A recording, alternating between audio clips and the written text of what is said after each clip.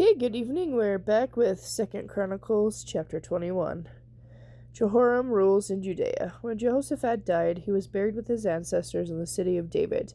Then his son Jehoram became the next king. Jehoram's brothers, the other sons of Jehoshaphat, were Azariah, Jehiel, Zechariah, Azariah, Michael, and Shephatiah. Their father had given each of them valuable gifts of silver, gold, and costly items, and also the ownership of some of Judea's fortified cities. However, Jehoram became king because he was the oldest. But when Jehoram had become solidly established as king, he killed all his brothers and some of the other leaders of Israel. Jehoram was 32 years old when he became king, and he reigned in Jerusalem 8 years.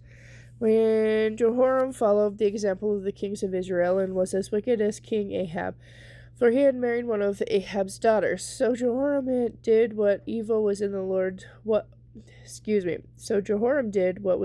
Lord's sight. But the Lord was not willing to destroy David's dynasty, for he had made a covenant with David and promised that his descendants would continue to rule forever.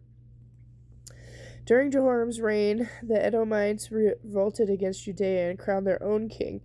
So Jehoram went to attack Edom with his full army and all his chariots. The Edomites surrounded him and his charioteers, but he escaped at night under cover of darkness.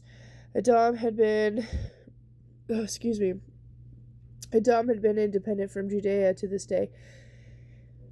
The town of Libnah revolted about the same time because Jehoram had abandoned the Lord, the God of his ancestors.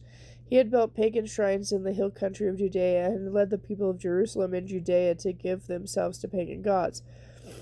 Then Elijah the prophet wrote Jehoram this letter. This is what the Lord, the God of your ancestor David, says. You have not followed the good example of your father Jehoshaphat or your grandfather King Asa of Judea. Instead, you have been as evil as the kings of Israel. You have led the people of Jerusalem and Judea to worship idols, just as King Ahab did in Israel. And you have even killed your own brothers, men who were better than you.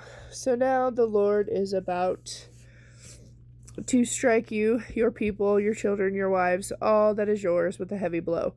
You yourself will be stricken with a severe intestinal disease until it causes your bowels to come out. Oh. Then the Lord stirred up the Philistines and the Arabs who lived near the Ethiopians to attack Jehoram. They marched against Judea, broke down his defenses, and carried away everything of value in the royal palace, including his sons and his wives. Only his youngest son, Ahazah, was spared. It was after this that the Lord struck Jehoram with a severe intestinal disease. In the course of time, at the end of 2 years, the disease caused his bowels to come out, and he died in agony. His people did not build a great fire to honor him at his funeral, as they had done for his ancestors. Jehoram was 32 years old when he became king, and he reigned in Jerusalem 8 years. No one was sorry when he died. He was buried in the city of David, but not in the royal cemetery. 2nd Chronicles chapter 22. Ahazah rules in Judea. Then the people of Jerusalem made Ahazah, Jehoram's youngest son, their next king. The marauding bands of Arabs had killed the older sons. So Ahazah, son of Jehoram, reigned as king of Judea. Ahazah was 22 years old when he became king, and he reigned in Jerusalem 1 year. His mother was Athaliah, a granddaughter of King Omri of Israel. Ahazah also followed the evil example of King Ahab's family, for his mother encouraged him in doing wrong. He did what was evil in the Lord's sight, just as Ahab had done. After the death of his father, members of Ahab's family became his advisors, and they led him to ruin.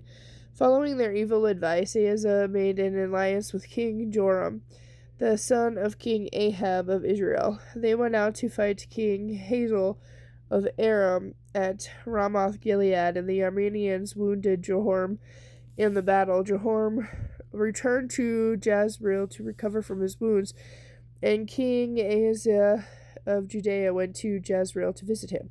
But this turned out to be a fatal mistake, for God had decided to punish Ahaziah. It was during this visit that Ahaziah went out with Jehoram to meet Jehu, son of Nimshi, whom the Lord had appointed to end the dynasty of Ahab. While Jehu was executing judgment against the family of Ahab, he happened to meet some of Judea's officials and Ahaziah's relatives, who were attending Ahaziah. So Jehu killed them all. Then Jehu's men searched for Ahaziah, and they found him hiding in the city of Samaria. They brought him to Jehu, who killed him. Ahaziah was given a decent burial because the people said he was a grandson of Jehoshaphat, a man who sought the Lord with all his heart. None of the surviving members of Ahaziah's family was capable of ruling the kingdom. Athaliah, sorry if I pronounced that wrong, rules in Judea. When Athaliah, Leah, the mother of King Ahaziah of Judea, learned that her son was dead, she set out to destroy the rest of Judea's royal family.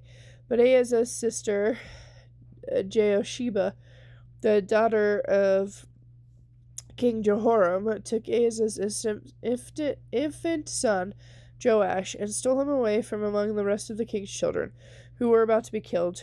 She put Joash and his nurse in a bedroom. In this way, Jehosheba, the wife of Jehoiada, the priest, hid the child so that Athaliah could not, excuse me while I turn the page,